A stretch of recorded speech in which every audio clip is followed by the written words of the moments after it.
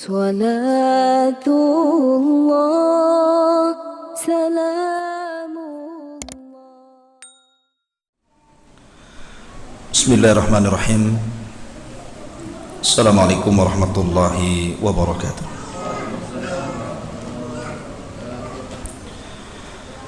Bihamdillahi wassalatu wassalamu ala rasulillah wa ala alihi wa sahbihi wa mawala wa la hawla wa la quwata illa billahi wa ba'du. Baik, kita lanjutkan kajian kita, masih membahas tafsir dari surah Al-Insyiqaq.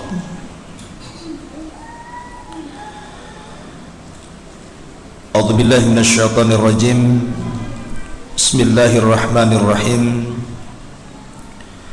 Fala uqsimu bisyafaq wal laili wa ma wasaq wal qamari idza tasaq latarkabunna tabaqan an tabaq fama lahum la yu'minun wa idza quri'a alaihimul qur'anu la yasjudun balil ladzina kafaru yukadzibun wallahu a'lamu bima yu'un fabashshirhum bi'adzabin alim. Illal ladzina amanu wa 'amilus solihati lahum ajrun ghairu mamnun. Allah Subhanahu wa ta'ala berfirman, maka aku bersumpah dengan cahaya merah di waktu senja.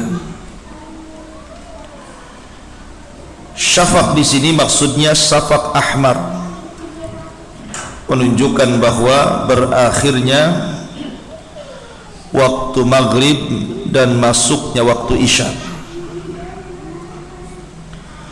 Wal laili ma wasaq, demi malam dan apa yang demi malam dan apa yang diselubunginya. Wal qamari idza tasaq, demi bulan dan apabila menjadi terang karena purnamanya. Latarkabunna tabaqan an tabaq, sungguh akan kamu jalani tingkatan demi tingkatan dalam kehidupan. Di sini Allah Subhanahu wa ta'ala membuat sebuah permisalan perjalanan manusia dengan mempermisalkan malam hari. Allah Subhanahu wa ta'ala mengatakan fala uqsimu bisyafaq. Syafaq itu artinya awan merah, dan itu tanda daripada akhir waktu maghrib. Artinya dengan hilangnya awan itu masuklah waktu isya. Setelah masuk waktu isya, maka akan terjadi kegelapan. Baru setelah adanya kegelapan akan muncul bulan. Begitulah perjalanan malam. Sampai di pagi hari bulan hilang, muncul fajar, dan berakhir dengan muncul matahari. Makanya setelah itu Nabi Allah Subhanahu wa ta'ala mengatakan latarkabunna tabaqan an tabaq, bahwa perjalanan hidup manusia itu akan ada tingkatannya, baik di dunia, kemudian masuk ke dalam kubur, ataupun di padang mahsyar. Manusia itu akan hidup bertingkat-tingkat. Taib. Kalimat wal laili wa ma wasaq, demi malam dan apa yang diselubunginya, itu dalam bahasa seperti itu. Tapi dalam bahasa tafsir, yang dimaksud wasaq di situ artinya adalah jamaah, dan demi malam dan apa yang dikumpulkannya. Karena malam itu tempat berkumpul. Kalau kita melihat binatang, maka kambing-kambing di malam hari akan berkumpul dengan kawanannya. Begitu juga sapi kerbau dan yang sejenisnya. Semut juga sama. Kalau di malam hari dia akan berkumpul dengan kawanannya, dan seluruh binatang akan berkumpul dengan kawanannya, termasuk juga manusia. Apabila di malam hari secara fitrah loh ya, yang tidak kerja malam, maka umumnya manusia itu berkumpul dengan keluarganya di malam hari, berkumpul bersama istrinya, bersama anak-anaknya, bersama keluarganya, karena malam itu Allah ciptakan untuk beristirahat. Itu makna wa ma wasaq.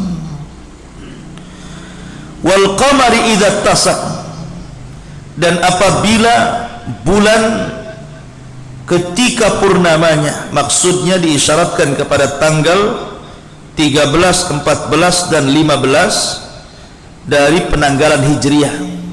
Sebab kalau penanggalan Masehi enggak ketemu.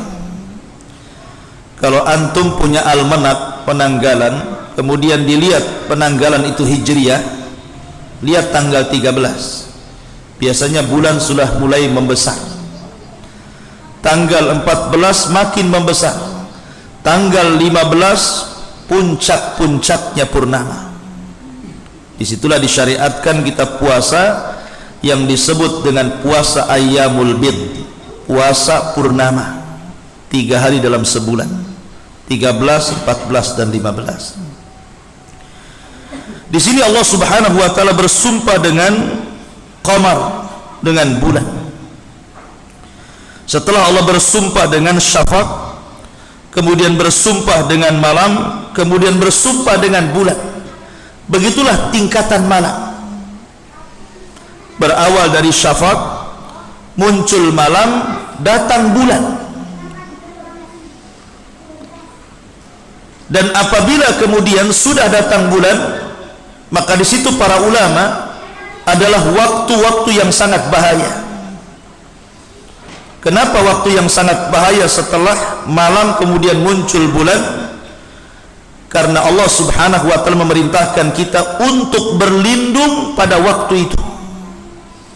Qul a'udzu birabbil falaq min syarri ma khalaq wa min syarri ghasiqin idza waqab, wa min syarri ghasiqin idza waqab, dan apabila malam menutupinya, kita disuruh berlindung dari malam apabila menutupinya. Kapan itu?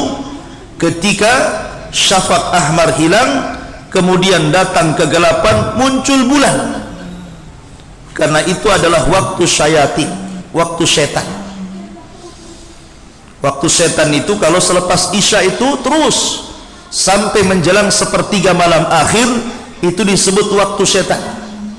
Makanya kita berlindung kepada Allah Azza wa Jalla dari waktu ini. Karena setan di malam itu mereka akan tala'ub, akan bermain-main, akan membuat orang lalai untuk tidak tidur, akan membuat orang lalai untuk dibuat maksiat, akan membuat lalai untuk dibuat melihat sesuatu yang tidak ada faedahnya. Nonton TV kadang-kadang sampai jam 12. Tak apa yang ditonton kan. Nanti tidurnya jam 1 atau jam 2 kan. Mana sempat dia sholat malam, sudah ngantuk. Terkadang subuh pun lewat kan gitu. Makanya waktu itu waktu yang sangat bahaya karena syaitan mempermainkan kita. Dari sinilah Nabi SAW melarang tidak boleh tidur setelah maghrib dan tidak boleh banyak bicara setelah isya, kecuali pembicaraannya karena ada faedahnya, mungkin thalabul ilmi, mungkin maslahat dunia dan akhirat, karena masalah. Tapi kalau berbicaranya kemudian ngalor ngidul ngetan ngulon gak jelas gitu ya, nah ini masalah. Karena setan akan terus membuat dia asik bicara, lupa waktu. Tahu-tahu jam 1, tahu-tahu jam 2, tahu-tahu tidur, tahu-tahu bangun jam 7 gitu ya. Lewat semuanya. Begitulah setan mempermainkan manusia. Kemudian setelah Allah Subhanahu wa taala bicara tentang perjalanan waktu ini, maka Allah ingin menerapkan kepada kita manusia dengan firman-Nya, la tarkabunna tabaqan an tabaq. La tarkabunna tabaqan an tabaq. Sungguh akan kamu jalani tingkatan demi tingkatan dalam kehidupanmu. Di alam arwah, di alam janin sudah ada tingkatannya. Pertama, manusia itu dari segumpal air mani. Kemudian masuk ke tingkatan yang kedua setelah 40 hari. Kemudian naik ke tingkatan yang kedua menjadi segumpal darah. Kemudian setelah 40 hari berikutnya naik lagi tingkatannya menjadi segumpal daging. Kemudian dimasukkan tulang dan menjadi manusia. Baru setelah kemudian 4 bulan ditiupkan ruh. Disitulah dicatat rizkinya, dicatat ajalnya, dicatat amalnya, dicatat apakah dia husnul khotimah kah, apakah su'ul khotimah kah, dicatat semuanya itu. Baru setelah usia 9 bulan kemudian lahir ke dunia. Ada tingkatan lagi di dunia. Ada masa bayi, naik lagi masa remaja, naik lagi masa dewasa, kemudian menikah, punya anak, punya cucu, jadi kakek, ngaca, sudah uban semuanya. Siap-siap dia dipanggil oleh malakul maut. Begitu juga dalam kehidupan dia, dalam hal ekonomi dan pengetahuan, ada tingkatannya. Tidak mungkin orang lahir langsung kaya. Tidak mungkin juga orang lahir langsung cerdas jadi profesor. Ada tingkatan-tingkatan kehidupan. Kemudian masuk ke alam barzakh, ada juga tingkatannya. Pertama ada himpitan kubur, tidak ada yang selamat. Walaupun sahabat Nabi SAW sekalipun atau bayi yang tidak punya berdosa sekalipun tetap kena himpitan kubur. Baru kemudian ada fitnah kubur. Pertanyaan mungkar dan nakir, siapa Rabbmu? Siapa nabimu? Apa agamamu? Kalau dia bisa menjawab, naik ke tingkatan nikmat kubur, diluaskan kuburnya, dibukakan pintu dari sorga, dihantarkan pakaian, makanan, minuman dari sorga, sampai kiamat dibangkitkan. Kalau dia tidak sanggup menjawab, naik lagi kepada azab kubur, disempitkan kuburannya, dan dia disiksa sampai kiamat dibangkitkan. Kemudian setelah kiamat dibangkitkan, ada lagi tingkatan-tingkatan di akhirat. Mulai daripada manusia dikumpulkan, dibangkitkan, kemudian dikumpulkan. Setelah dikumpulkan, kemudian ditampakkan catatannya. Setelah ditampakkan catatannya, kemudian mulai mengambil catatannya. Setelah diambil catatannya, kemudian masuk pada proses hisab. Setelah hisab, masuk pada proses timbangan. Setelah timbangan, masuk pada proses melintasi siratil mustaqim. Kalau yang berhasil, maka mereka akan sampai di kontor. Ada proses lagi, proses kisos. Siapa yang pernah menzalimi di dunia akan dikisos di kontor. Setelah kontor, baru kemudian ke lapangan yang di depannya pintu-pintu sorga. Manusia akan berjubel di situ. Baru kemudian pintu sorga dibuka dan semua orang masuk sorga. Sebagian yang lain yang tidak berhasil melewati sirat, maka mereka akan dimasukkan ke dalam neraka. Begitulah tingkatan manusia. Jadi ada tingkatan-tingkatannya, mulai dari janin, lahir, masuk kuburan, masuk padang mahsyar, sampai berakhir dengan sorga. Itu maknanya la tarkabunna tabaqan an tabaq. Kemudian Allah mengatakan, fama lahum la yu'minun. Kalau kamu sudah tahu bahwa ada tingkatan-tingkatan seperti itu, ada kehidupan dunia, ada kehidupan kuburan, ada kehidupan akhirat, fama lahum la yu'minun. Kenapa kalian tidak beriman? Kenapa kalian kufur? Kenapa kalian ingkar? Wa idza quri'a alaihimul qur'anu la yasjudun. Apabila dibacakan Al-Quran kepada mereka, mereka tidak sujud. Maksudnya bukan sujud tilawah di sini. Yasjudun itu artinya yakhda'un. Kenapa kalian tidak merendah dengan Al-Quran? Apabila dibacakan Al-Quran, kenapa tidak kalian benarkan? Ya, benar, sah, betul.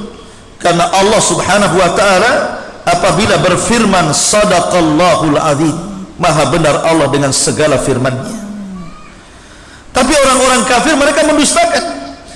Apabila dibacakan kepada mereka Al-Quran, mereka tidak langsung sami'na wa ata'na, tapi mereka malah mendustakan, terkhusus apabila dibacakan kepada mereka tentang masalah akidah, tauhid dan keyakinan. Karena orang-orang kafir tidak percaya ada hari kebangkitan setelah kematian. Orang-orang kafir tidak percaya. Sama dengan orang-orang komunis gitu ya. Makanya orang-orang kafir yang tidak percaya dengan adanya kebangkitan, mereka orang yang paling takut dengan kematian. Orang kafir itu takut dengan kematian. Kenapa? Karena tidak percaya ada hari berbangkit masalahnya. Tapi seorang yang beriman, karena dia yakin ada hari kebangkitan, sehingga dia persiapkan di dunia dengan amalan, dia tidak akan takut dengan kematian. Makanya Khalid bin Walid ketika ditanya oleh tentara Romawi, tentara Nasrani, tentang kiat-kiat kenapa dia bisa menang perang padahal pasukan tidak banyak, sementara orang-orang Romawi itu pasukannya berkali-kali lipat dibandingkan pasukan kaum muslimin yang dipimpin Khalid. Mereka bertanya tentang kunci kemenangan. Maka Khalid hanya sederhana saja, kalian ingin tahu kenapa kami dimenangkan? Kata Khalid, karena kami nuhibbul mauta kama tuhibbul haya, karena kami cinta dengan kematian sebagaimana kalian suka dengan kehidupan. Nah, itu kuncinya itu saja. Karena kami suka mati, kalian suka hidup masalahnya. Makanya kalian ketakutan, kami malah justru makin berani gitu. Karena ingin mati. Karena orang yang mati di medan perang mati syahid, tidak ada hisab, masuk surga tanpa hisab dan adab. Begitulah sikap kaum muslimin. Fama lahum la yu'minun, kenapa mereka tidak beriman? Dan apabila dibacakan kepada mereka Al-Quran, mereka tidak tunduk, tidak membenarkan, justru mendustakan. Al-Quran ini ikhwan adalah mukjizat yang Allah turunkan, maqru'an, dibaca. Beda dengan kitab-kitab Taurat, Zabur dan Injil. Kalau Taurat, Zabur dan Injil diturunkan itu sifatnya maktub, ditulis. Jadi ketika Allah menurunkan Taurat, langsung ada tulisannya, ada papannya. Sehingga ketika Nabi Musa mendapatkan Taurat, pulang bawa papan, bawa tulisan Taurat. Begitu juga Zabur yang diberikan kepada Daud, begitu juga Injil yang diberikan kepada Isa, langsung dalam bentuk catatan. Beda dengan Rasulullah, beda dengan Al-Quran. Al-Quran ketika diturunkan tidak ada catatannya. Makanya disebut Quran, sesuatu yang dibaca. Quran itu artinya bacaan. Jadi Quran itu diturunkan makruh dibaca, bukan maktub ditulis. Makanya di zaman Nabi SAW tidak ada mushaf seperti ini. Karena Allah membacakan Quran kepada Jibril, Jibril membacakan Quran kepada Rasulullah, Rasul membacakan Quran kepada umatnya.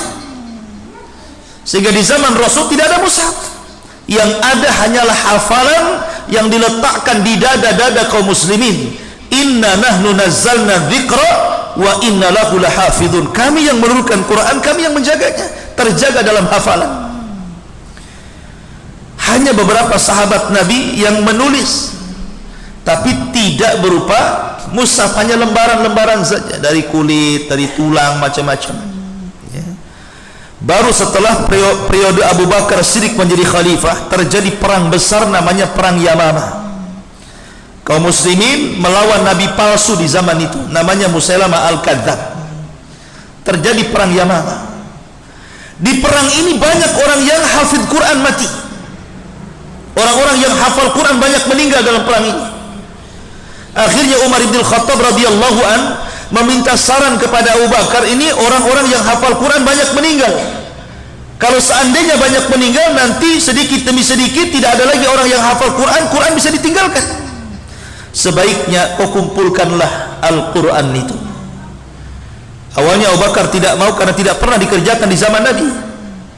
Tapi Allah berikan keleluasaan hati Abu Bakar, akhirnya menerima saran Umar bin Khattab. Mulailah dikumpulkan lembaran demi lembaran, catatan-catatan para sahabat ketika menulis wahyu.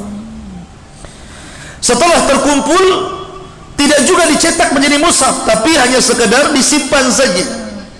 Antisipasi kalau seandainya tidak ada orang yang hafal Quran, sudah ada catatannya. Akhirnya setelah kemudian Abu Bakar meninggal dunia, di zaman Umar pun belum dicetak, sampai Umar meninggal dititipkan kepada Hafsah. Baru setelah khilafah Utsman bin Affan, barulah Al-Quran dicetak dalam bentuk mushaf. Jadilah mushaf Utsmani. Ini mushaf ini dicetak di zaman siapa? Utsman bin Affan. Ketika itu Utsman bin Affan mengumpulkan qiraah-qiraah syadz. Karena para sahabat ini ketika mencatat masing-masing itu ada yang lengkap, ada yang tidak lengkap, ada yang sedikit gitu kan. Jadi mereka punya catatan Quran itu ada yang 2 lembar, 3 lembar di rumah-rumah para sahabat, kemudian dikumpulkan. Yang ada kemiripan dan kesamaan jadi satu, yang ada perbedaan dipisah. Karena ada beberapa qiraah yang berbeda. Seperti umpamanya Allah mengatakan innallaha huwal ghaniyul hamid. Dalam qiraah yang lain innallaha huwal ghaniyul hamid, ada huwanya. Ini beda ini beda bacaan nih. Mana yang banyak sesuai bacaannya dikumpulkan, mana yang beda dikumpulkan lagi. Lah yang beda ini disebut qiraatus syaddah, dibakar oleh Utsman bin Affan. Kemudian yang ada kemiripan dan kesamaan, inilah yang kemudian menjadi kesepakatan para sahabat zaman itu untuk dicetak, jadilah mushaf Utsmani, supaya tidak ada perselisihan. Ya, jadilah mushaf Utsmani, satu dunia jadi mushaf Utsmani. Makanya Quran tidak ada perbedaan. Anda mau beli Quran di Singapura, Anda mau beli Quran di Australia, Anda mau beli Quran di Amerika, Anda mau beli Quran di Saudi, ataupun Anda mau beli Quran di Batam, isinya sama. Nggak ada perbedaan qiraah. Isinya sama, karena yang beda-beda sudah dibakar. Sehingga tidak ada perselisihan, dan ini menunjukkan kecerdasan Utsman. Sebab kalau ada bacaan paman ini satu mushaf, ada mushaf yang lain kok lain, ini ada huanya, ini tidak ada huanya, akan terjadi perselisihan di tengah-tengah kaum muslimin. Makanya yang qiraah yang menyelisih itu dibakar, kemudian disepakati satu qiraah saja, satu bacaan, sehingga beli Quran di mana saja tidak akan beda isinya. Itu juga yang dibaca dari kul a'udzu, dari surah Al-Fatihah, Al-Baqarah, dan diakhiri dengan kul a'udzu birabbin nas. Semua mushaf Quran seperti itu. Masyaallah muslimin yang dimuliakan Allah Azza wa Jalla. Dan ingat, dahulu para salaf itu mereka sangat memuliakan Al-Quran. Saya akan kisahkan satu kisah dari Umar bin Abdul Aziz. Suatu ketika Umar bin Abdul Aziz ini mengirim mata-mata untuk mengecek apakah ada orang-orang Islam yang ditawan oleh orang-orang Romawi. Diutus tuh utusan. Mata-mata ini rupanya ketika sampai di Romawi, ketika sampai di sebuah tempat, tiba-tiba malam-malam dia mendengar ada orang membaca Quran. Di kegelapan itu ada orang membaca Quran. Berhentilah mata-mata ini yang diutus Umar bin Abdul Aziz.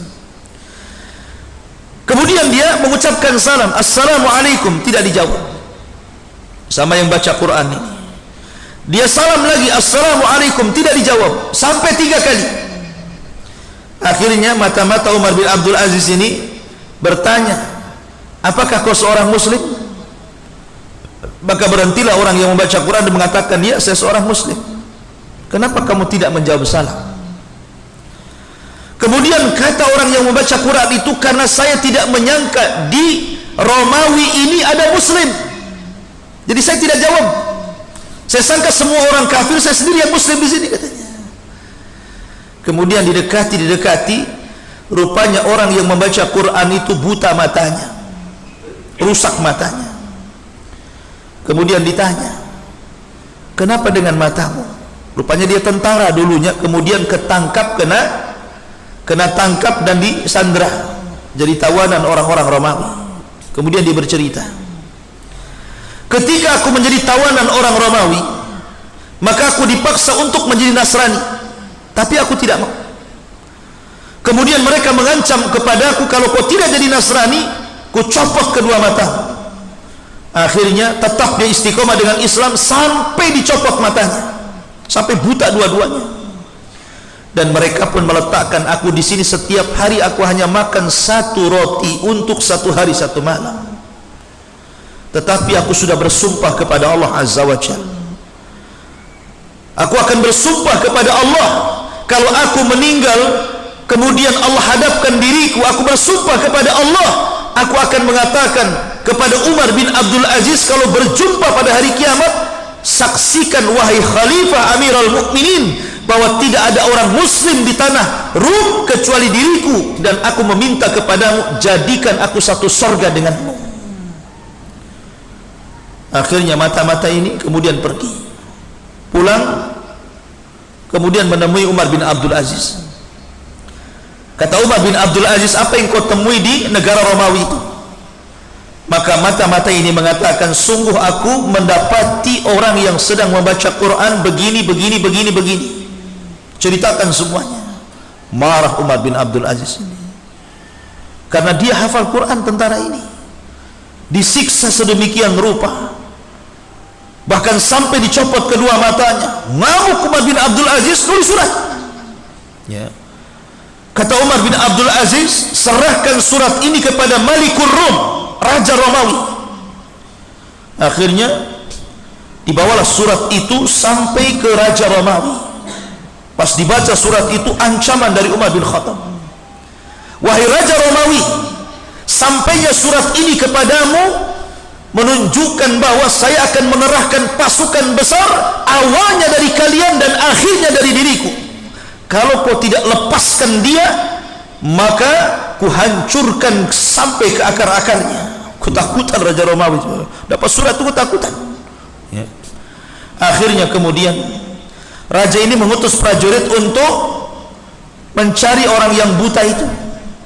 Allah takdirkan sudah meninggal. Ini orang buta ini. Ketakutan lagi Raja Romawi. Kenapa? Ini gimana, apa yang harus kami lakukan? Orang yang sudah meninggal masalahnya.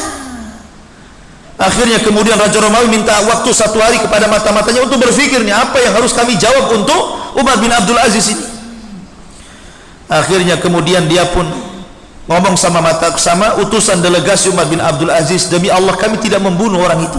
Dia mati sendiri karena dia banyak beramal, dia banyak sholat malam, dia banyak puasa, dia banyak berzikir, akhirnya kelelahan kemudian mati. Wallahi kami tidak membunuhnya, katanya, saking takutnya tuh. Akhirnya, kalau engkau ketakutan dengan khalifah kami, ya sudah, bawa saja jasadnya, kamu mandikan, kamu kafankan, bersihkan, masukkan ke kendaraan, biar aku katakan kepada Umar bahwa dia tidak dibunuh, tapi dia mati karena amalannya. Akhirnya berangkatlah, kemudian sampai di kota Baghdad, kemudian diceritakan tentang kematian orang yang hafal Quran ini. Maka Umar bin Abdul Aziz kemudian meninggal, menangis dan melihat jasadnya, mengatakan dan diceritakan nazarnya, dia mengatakan, ya semoga aku bersama dia di sorga, semoga aku bersama dia di sorga. Begitulah orang-orang yang hafid Al-Quran dihormati di zaman itu. Kenapa? Karena Khalifah Umar bin Abdul Aziz itu hafal Quran. Sejak kecil sebelum balik sudah hafal Quran. Dia bukan hanya khalifah tapi ulama.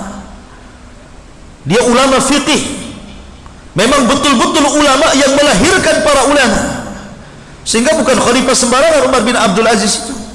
Makanya dia sangat cinta dengan para penghafal Quran. Ma'asyiral muslimin yang dimuliakan Allah Azza wa Jalla. Wa idza quri'a 'alaihimul Qur'anu la yasjudun. Balil ladzina kafaru yukadzibun.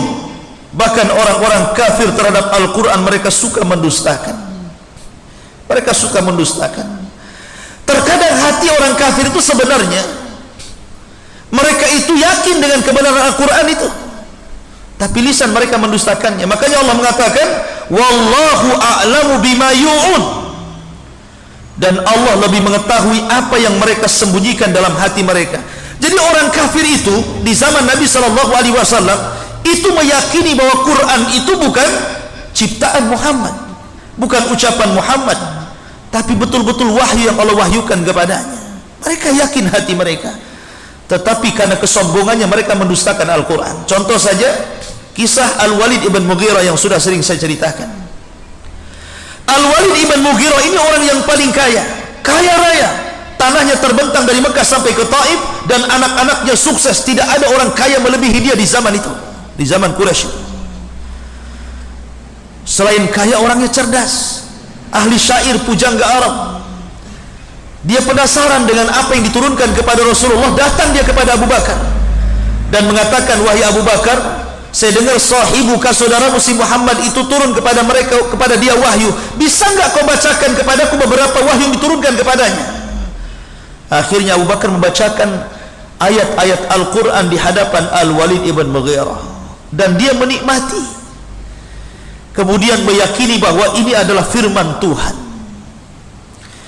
Karena sudah keenakan dengan bacaan Quran yang dibaca Abu Bakar, dia ingin lagi membaca langsung dari Rasulullah. Ditemui Rasulullah sama dia, kemudian diminta agar dibacakan padanya Al-Quran.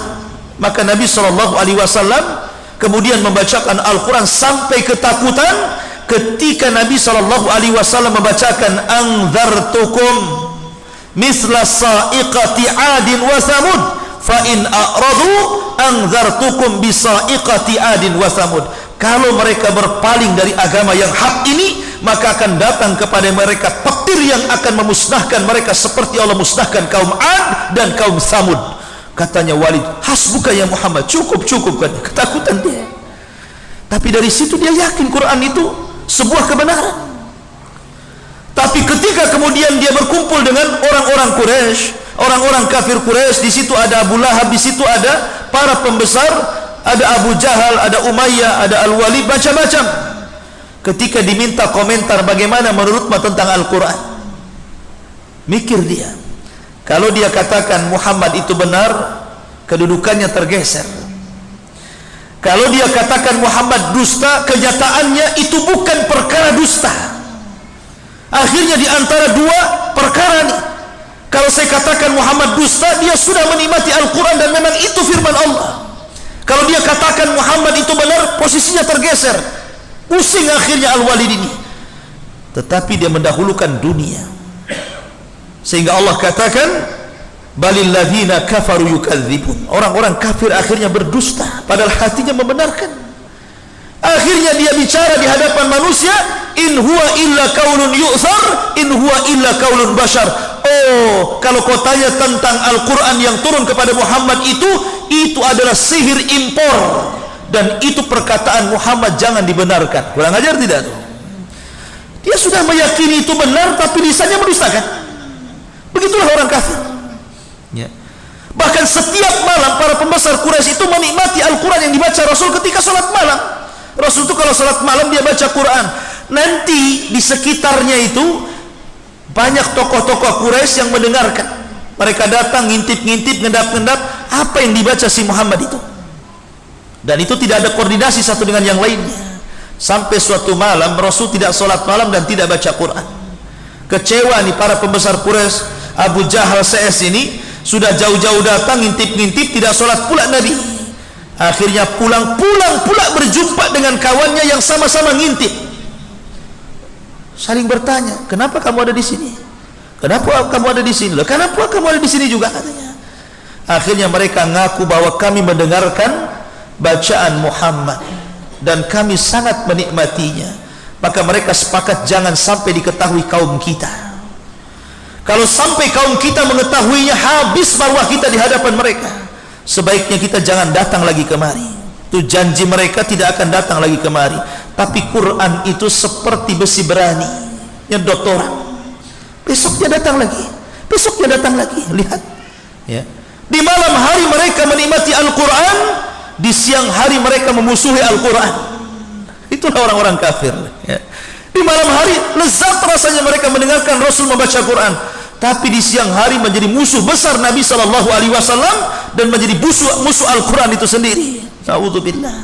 Makanya Allah mengatakan, balil ladzina kafaru yukadzibun wallahu a'lamu bima yu'un. Bahkan orang-orang kafir selalu mendustakan, dan Allah tahu apa yang ada pada hati mereka.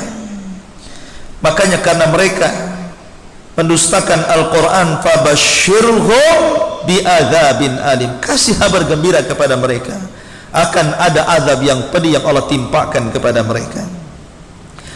Kemudian Allah mengatakan illal ladzina amanu, kecuali orang-orang yang beriman, wa amilus solihat, dan orang-orang yang beramal saleh. Lihat, Allah menggunakan jamak di sini, bukan mufrad, bukan tunggal.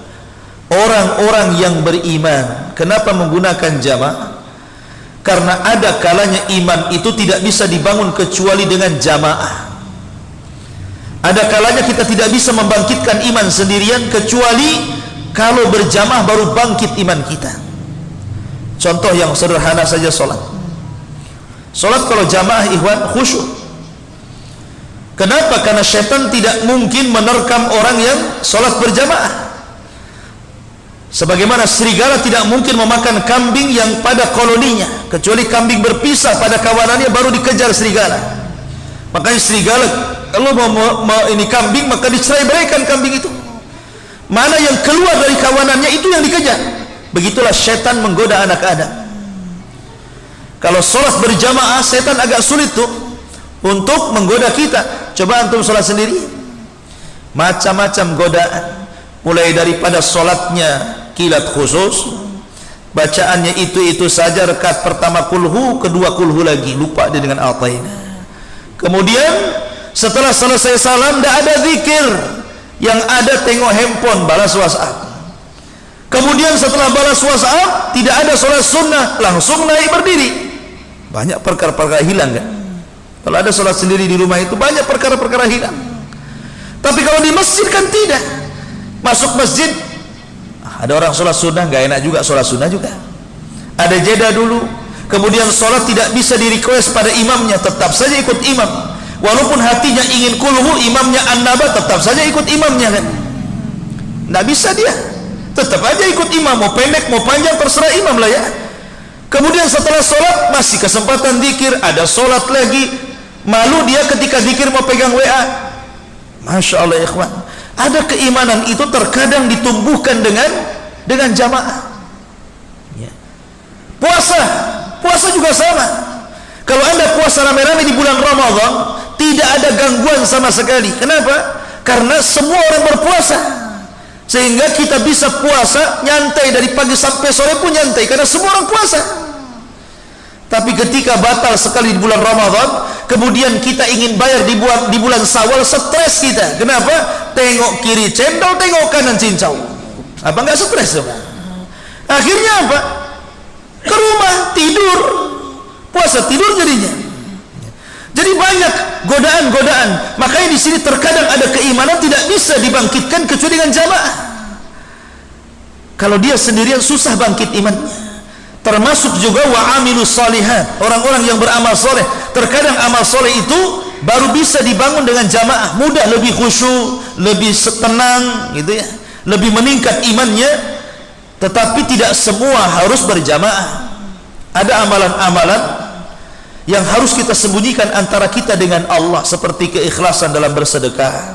Tak perlu ditampakkan kan itu. Atau sholat malam sendirian di tengah malam ketika orang terbangun, tidak perlu kemudian pasang lab, handphone dipasang, saya lagi sholat malam. Kasih tahu istrinya, yang punya istri, nggak punya istri kasih tahu pacarnya, abang lagi sholat malam katanya. Naudzubillah. Lahum ajrun ghairu mamnun. Maka bagi mereka ada pahala yang tidak akan terputus. Kecerdasan seorang muslim ketika beramal di dunia, maka dia akan memilih amalan yang tidak akan terputus. Seorang muslim itu amalan banyak di hadapan dia, tapi dia cerdas memilih. Bagaimana caranya dia memilih amalan yang kalau dia meninggal amalan itu terus mengalir? Seperti Rasul mengatakan, idza mata ibnu adam inqata amaluhu illa min salatin sadaqatin jariyah aw ilmin yuntafa'u bihi aw waladin salihin yad'u lahu. Apabila anak Adam meninggal, terputus amalannya kecuali 3 perkara. Pertama, sedekah jariyah, maka dia memilih sedekah. Sedekah tidak harus dengan harta. Punya tenaga, sedekah dengan tenaganya. Punya ilmu, sedekah dengan ilmunya. Punya jabatan, sedekah dengan jabatannya. Punya harta, sedekah dengan hartanya. Sedekah, karena itu amalan yang tidak terputus. Atau ilmu, pengetahuan yang diajarkan kepada orang lain. Ataupun kita punya anak yang soleh yang kita didik.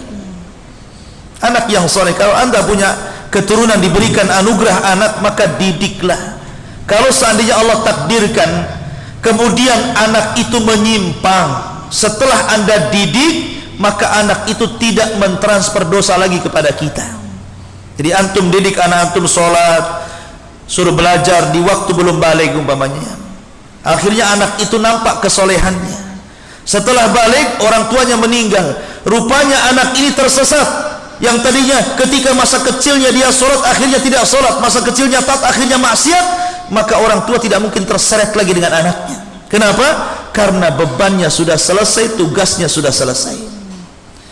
Tapi kalau anak itu tidak dididik sama sekali, dari kecil tidak pernah diarahkan ke agama, dari kecil tidak pernah diajari sholat, dari kecil tidak pernah dihadirkan di majelis ilmu, dari kecil tidak pernah diajarkan Quran, kemudian orang tuanya meninggal, makin besar makin jahat, maka anak itu akan menyeret orang tuanya ke neraka.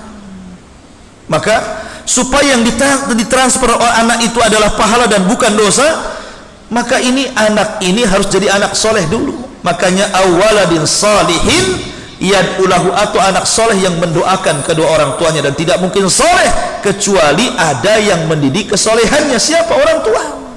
Siapa lagi? Ya. Maka ini beban orang tua. Dan seorang muslim harus cerdas ketika di dunia, cari amalan-amalan yang bisa mengalir. Amalan banyak, tapi carilah yang mengalir itu, supaya setelah kematian kita dengan usia yang pendek, kita tetap berpahala walaupun kita sudah masuk ke alam barzakh. Wallahu a'lam bishawab. Ini yang disampaikan. Subhanallah bihamdika, asyhadu an la ilaha illa anta, astaghfiruka wa atubu ilaik.